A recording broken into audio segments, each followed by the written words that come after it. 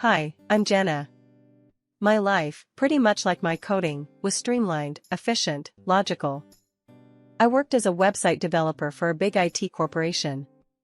Every day was a new puzzle, figuring out how to make shopping online as easy as breathing for people who'd probably never meet me. Everything was ticking along just fine until they shuffled me off to a different branch to help jumpstart a sluggish project. That's where I bumped into Alex. Now, let me tell you about Alex.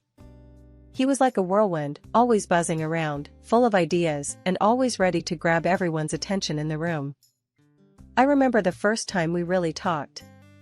It was by the coffee machine, that old sputtering beast that was the unofficial meeting spot in the office. I was trying to figure out why it hated me when he sauntered over. Struggling? He had this smirk, like he knew exactly how annoying that machine was. Yeah, this thing is a beast, I replied, smacking it lightly. They say you gotta sweet-talk it, Alex said, winking.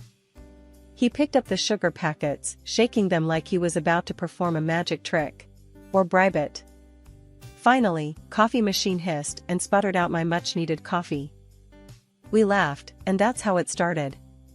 Simple. Over cups of terrible coffee, we started chatting about work, then movies, music, and everything in between.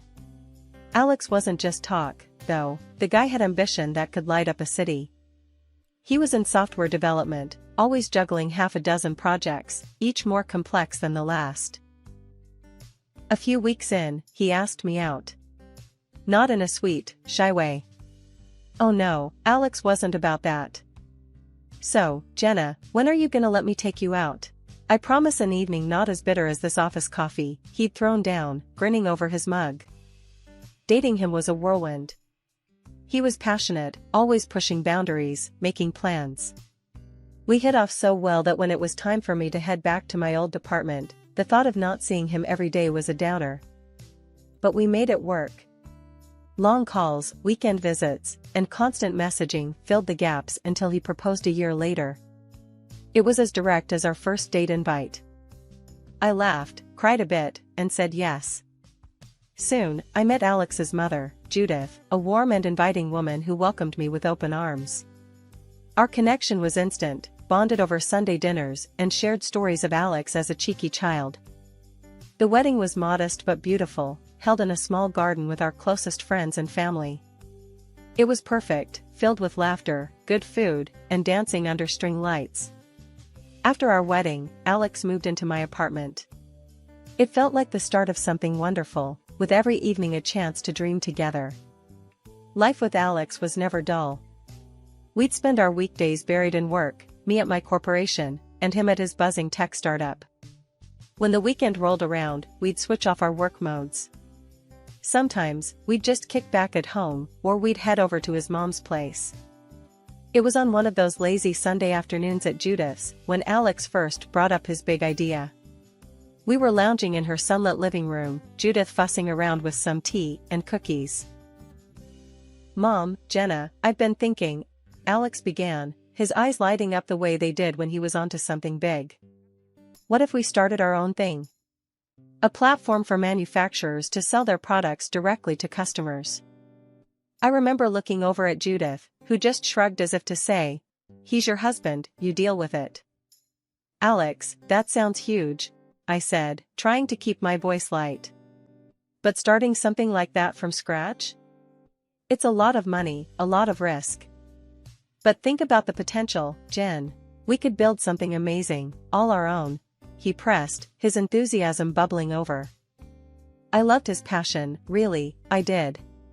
But practicality was screaming in my ear. I know, love, but we need a solid plan. It's not just about having the idea, it's about making it work financially. Judith nodded, handing us our tea with a cautious smile. Alex leaned forward, his hands animated as he spoke. I've already looked into it. We can take out a loan, get started with a small team. I've even got some contacts ready to jump on board as soon as we say go. I took a deep breath, the weight of his expectations pressing down on me. Alex, starting a business on a loan is risky. What if it doesn't pan out? We'd be left with nothing but debt. Judith put a comforting hand on my shoulder, giving me a supportive squeeze. Alex shook his head, dismissing my concerns with a wave of his hand. Sometimes you gotta take risks, Jen. No guts, no glory, right? I tried a different angle, hoping to get through to him. Look at all the successful platforms we know. They were built by teams, by corporations with deep pockets. We're just two people. But that's how the big players started, babe. In garages, at kitchen tables. We could be like them, and we don't have to quit our jobs right away. I'll go first, get it off the ground. The conversation went round in circles for hours. In the end, Alex did what he always did when he had set his mind on something. He charged ahead. The next thing I knew, he'd quit his job, taken out a loan, and rented a small office space. He was all in, expecting me to follow. When he told me what he'd done, my heart sank. Alex, this is too fast. We should have planned more, saved more. He was unpacking a box of his belongings in the new office, not even looking at me as he spoke. I thought you'd be happy, Jen. I thought you'd be proud. Despite his confidence, I didn't quit my job. I couldn't. The thought of both of us floating without a safety net was terrifying. Alex saw it as distrust, a lack of faith in his vision. I saw it as being the only thing that might keep us from drowning. Alex's new office was buzzing with activity by the time I swung by one evening after my own long day at work. He'd rented a sleek, glass-fronted space downtown, filled it with the latest tech, and hired a team faster than you could say startup. As I walked through the door, the first person to greet me wasn't Alex, but his new secretary, Lisa, a young woman with a bright smile. "Hi, you must be Jenna. Alex has told us so much about you," she said, her voice as polished as the apple she was polishing on her blouse. "Yeah, that's me. Nice to meet you, Lisa," I replied, my tone hiding the churn of discomfort in my stomach. I glanced around, taking in the rows of busy desks, the oversized motivational posters screaming, "Think big." It felt more like a Silicon Valley scene than a modest startup. Alex spotted me from his office and waved me in. He was leaning back in his chair like a CEO from some glossy magazine shoot, grinning from ear to ear. "Jen, what do you think? We're really kicking off here," he exclaimed as I entered. "It's impressive, Alex. But aren't you scaling up too fast?" I frowned, looking around at all the new equipment and employees. "Babe, to make money, you gotta spend money. We need the best to be the best," he replied, his voice filled with that irritating confidence that had started to grate on me.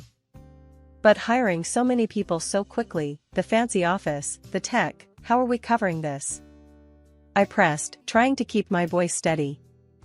Alex strutted from his desk, sweeping his hand through the air as if brushing away my concerns. "Investments, Jen. You gotta spend big to catch the big fish. We're hosting a launch dinner next week, going to dazzle them with our vision." The dinner he was talking about turned out to be at one of the fanciest places in town. He'd even had glossy business cards made up, heavy and embossed with gold detailing, which he handed out to anyone who looked remotely interested in his pitch. Watching him work the room was like watching a play, every gesture calculated, every smile timed to perfection. As the evening wound down, I pulled him aside, my worry turning into frustration. "Alex, this isn't sustainable. We should be careful with expenses until we actually start earning." Alex's face hardened, his smile slipping away. "Jen, you really need to start seeing the bigger picture. This is how the successful do it. You think rich, you live rich, you become rich. That's the mindset we need. But real success doesn't just come from acting the part," I argued, feeling my temper rise. He laughed, a short, humorless sound. "And what would you know about that? No offense, Jen, but I'm making something great here. Maybe try supporting me instead of dragging me down, huh?" That stung. More than I expected. I backed off, swallowing the lump in my throat. "Okay, Alex. Okay." From that night on, I stopped pushing back. I just helped out where I could, taking on tasks for the business in the evenings after my day job. It was clear that Alex didn't just want to create something lasting, he wanted the lifestyle, the status. A year into this grand venture of Alex's, the cracks in his ambitious facade had widened into gaping holes. The once bustling office was quieter now, the energy dimmed. Only a couple of tech specialists and Lisa, the secretary, were left. The rest had been let go one by one as the money drained like sand through fingers. I came home one evening to find Alex pacing in the living room, his face drawn, eyes flicking up to meet mine with a mix of defiance and desperation. "Jen, we need to pump more money into the business. It's just a tough phase, it'll pass." He started off before I could even set down my keys. I sighed, dropping my bag onto the couch. "Alex, we've been at this tough phase for over a year. How much more can we afford to lose? Maybe it's time to think about winding down." He rounded on me, his voice sharp and loud. "Quit? You just don't get it, do you? You're too comfortable being a slave to your paycheck, too scared to really live free." His words stung, slashing through the tense air between us. "A slave? Really, Alex? Is that what you think of me? Someone trying to keep us afloat while you play billionaire on borrowed dimes?" I shot back, anger flaring. He didn't respond, just stormed out of the room, the slam of the door echoing like a gunshot. 6 months later, things hadn't improved. They'd gotten worse. One afternoon, I came home to find the driveway empty. He'd sold our family car, our only car, to fund another desperate attempt to save his sinking ship. He greeted me at the door with a sheepish look, almost like he knew he'd crossed a line. "Jen, I had to. We needed the cash. I'll get it back, I promise," he said quickly, as if rushing to fill the silence before I could react. I just shook my head, too tired to argue anymore. "Alex, where does it end? You sold our car without even talking to me about it. What's next?" He shrugged, a hollow, defeated gesture. "Whatever it takes." From then on, I pulled double duty. My paycheck covered our rent, the groceries, and every little expense in between while Alex's dreams sucked up everything else. Every night, I'd lie awake, the weight of our world on my shoulders, listening to the silence of the apartment. It was like living with a ghost, a shadow of the man I married. It was a sunny Tuesday morning when my phone rang. Glancing at the caller ID, I saw it was Judith, Alex's mom. The tremor in her voice when I answered set my heart racing. "Jenna, darling, I hate to bother you, but I've got these people here, these creditors, and they're talking about taking the house.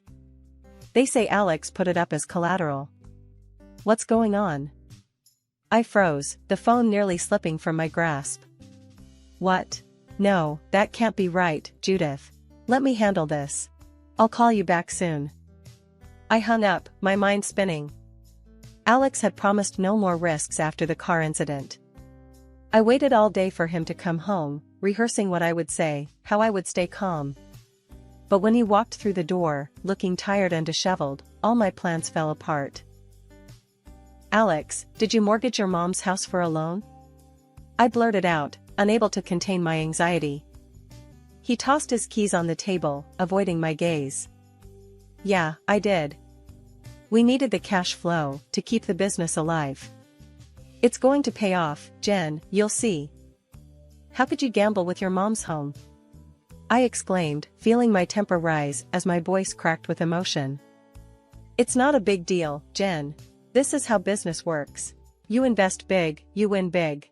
We're on the brink of something huge here," he argued, his voice firm, almost rehearsed. "But what about your mom? Where is she supposed to go?" My words were sharp, cutting through the air between us. Alex shrugged, a casual, heartless gesture that made me flinch. "She won't have to go anywhere. It's all legal stuff, nobody's going to throw an old lady out on the street. Plus, our state has mild winters, she'll manage if it comes to that." The ease with which he dismissed the gravity of the situation horrified me. That night, I couldn't sleep, tormented by the image of Judith, homeless because of us, because of a gamble Alex chose to take. The next morning, I made a decision. I went to my parents' house, seeking refuge and advice. My father, a seasoned investor who'd always been wary of Alex's rash decisions, greeted me with concern.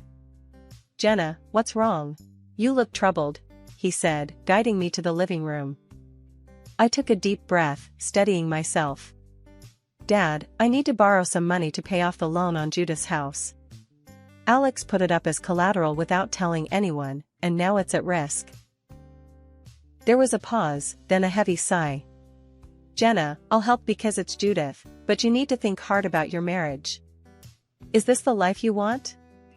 Constantly cleaning up financial messes?"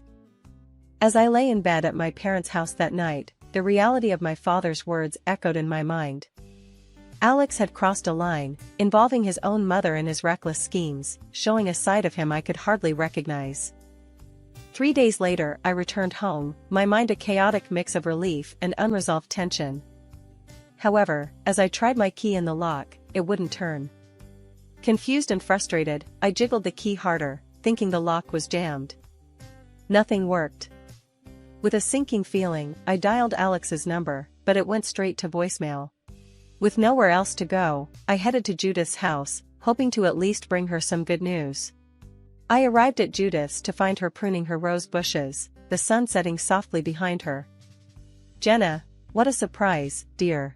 Everything okay?" she called out, wiping her hands on her apron. "Hi, Judith. I have some news. My dad agreed to help with the loan. You won't lose the house," I said, managing a small smile. Her eyes welled up as she hurried over and enveloped me in a warm hug, her relief palpable. "Oh, Jenna, thank you. I don't know what I'd do without you. You're an angel." We were just stepping inside when the doorbell rang. Judith answered it, and there stood Alex, with Lisa clinging to his arm, smiling triumphantly. My heart froze. "Alex? What are you doing here?" I stammered, confusion and dread mingling in my chest. Alex's smile didn't reach his eyes. "Jenna, I see you've been busy. Unlike you, Lisa here supports me. In fact, she believes in me so much that we're together now. And oh, I filed for divorce. You're holding me back." Judith gasped, her hand flying to her mouth. "Alex, what?" "And there's more," Alex continued, pulling out some papers from his jacket. "I sold your apartment. Needed the money for the business. We'll be living here with Mom. You should find somewhere else to stay." The papers felt heavy in my hand. Divorce papers. Sale documents. My life, reduced to a few sheets of cold, legal prose. "You sold our home? How could you?" I whispered, my voice breaking. Lisa sneered, clinging tighter to Alex. "Because we're going places, Jenna. And you're just dead weight." Judith's face reddened with anger. She grabbed a nearby kitchen towel and attacked Alex and Lisa with it. "Get out. I'm ashamed of you, Alex. How dare you treat Jenna like this?" Alex and Lisa were screaming as they dodged Judith and the towel, and I was looking at this surreal scene with mixed feelings. As Judith was out of breath and stopped, Alex straightened his clothes and turned to a tearful Lisa with a wry grin. "Let's go. We don't need this." Before he could leave, Judith turned to me, her eyes fierce with resolve. "Jenna, dear, I'm signing this house over to you. You saved it. It's yours." Alex stopped in his tracks, his face a mask of disbelief. "Mom, you can't." "I can, and I will. Now get out. Take your friend and leave my house." The door slammed behind them, leaving a stunned silence. Judith turned to me, her expression softening. "Stay here, Jenna. As long as you need." After the betrayal and upheaval of the last few days, I was emotionally drained but determined to set things right. Following my father's advice, I met with a lawyer he recommended, a sharp, no-nonsense woman named Ms. Thompson. Over coffee in her stark, uncluttered office, we laid out the details of my case against Alex. "So, he sold the apartment without your consent?" Ms. Thompson asked, her pen poised over her notepad. "Yes, and probably forged my signature to do it," I replied, feeling a mix of anger and disbelief as I handed her the fraudulent documents. Ms. Thompson's eyes narrowed. We'll take this to court. I'll file for the immediate reversal of the sale and push for a fraud charge. The legal wheels turned faster than I expected. In court, Alex's facade of competence crumbled under the weight of evidence. When confronted with the forgery, he had no defense. Your Honor, I was just trying to save my business, Alex stammered, avoiding my gaze. The judge was unmoved. You committed fraud, Mr. Carter. This court sentences you to probation and prohibits you from holding any senior management position in any company. Let this be a lesson in responsibility.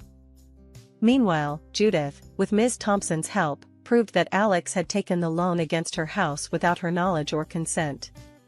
The judge ordered Alex to compensate his mother for the emotional and financial distress caused. Outside the courtroom, as the final divorce proceedings took place, Alex's desperation was palpable. Jenna, please, don't ask for any more money. I'm ruined, he pleaded, his voice barely above a whisper. I looked at him, the man I once loved, now just a stranger driven by greed. I don't want your money, Alex. But you will replace my car, the one you sold without asking me. A couple of months later, his business, now hopelessly in debt, crumbled without his mismanagement to sustain it. Lisa left as soon as the reality of his financial situation hit home. Alone and barred from any significant corporate role, Alex was a broken man. But that was no longer my concern. With the legal battles behind me, I returned to the apartment that was once again legally mine. One afternoon, as I arranged books on a new shelf, the doorbell rang. It was the delivery of the new car Alex had bought me, a sleek, reliable model that was everything the old one had been and more. I signed off on the paperwork, the final tie to my old life with Alex severed. After the whirlwind of betrayal and legal battles, life settled into a new, steadier rhythm. My days were filled with the familiar comforts of my job. Each project and code line I crafted at work reminded me why I had clung to this stability, why it was so crucial not to leap blindly into Alex's fantasies. My salary, once stretched to cover his debts, now afforded me small luxuries and peace of mind. Every so often, I caught snippets of Alex's new life. He was doing physical labor now, something vastly different from the suits and boardrooms he had aspired to dominate. It was hard work, paying off the mountains of debt he had accumulated through his reckless ambitions. I felt a twinge of something, pity, perhaps, or just relief, that it was no longer my disaster to manage. Despite everything, Judith and I remained close. Our bond, forged in the fire of Alex's deceit, had only strengthened. She often joked, "You got rid of the worst part of our family and kept the best," during our weekly coffee meetups. Her laughter was a balm to the still tender parts of my heart. One breezy Saturday afternoon, we sat in her garden, the late spring blooms a burst of color against the green. Judith had just come back from her lawyer's office, a stack of papers in hand. "Jenna, I've made it official," she said, handing me a document. "The house will be yours one day. Not that I'm planning on going anywhere anytime soon." I took the papers, a lump forming in my throat. "Judith, you don't have to do this. You've already given me so much." She waved me off, her voice firm but kind. "I want to, dear. You saved this old house, you saved me. It's only right." We spent the afternoon reminiscing and planning future renovations to the house, small projects we could tackle together. As the sun dipped lower, casting long shadows across the yard, Judith leaned back in her chair, her eyes thoughtful. "You know, Jenna, I always thought it was the big, explosive moments that defined us. But it's not. It's the quiet days, the simple acts of kindness, the steady work. That's what really builds a life." Her words echoed in my heart as I drove home later. She was right. Life wasn't about the dramatic falls or the swift climbs, but about the steady, often unnoticed, day-to-day resilience. Back at my apartment, I looked around at the space that had once been a shared dream, now solely mine. It was quieter, simpler, less extravagant than Alex had wanted it to be, but it was real and it was mine. The next morning, as I prepared for work, I felt a deep sense of gratitude. Grateful for the job that had sustained me, for Judith's unwavering support, and for the lessons learned. I was grateful, too, for my own strength, which had carried me through the storm and out the other side.